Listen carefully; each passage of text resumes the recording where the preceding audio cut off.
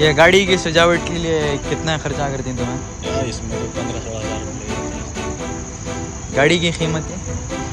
गाड़ी की कीमत आप देख लो कि इसमें कितना कीमत होगा। टाटा की गाड़ी है उसकी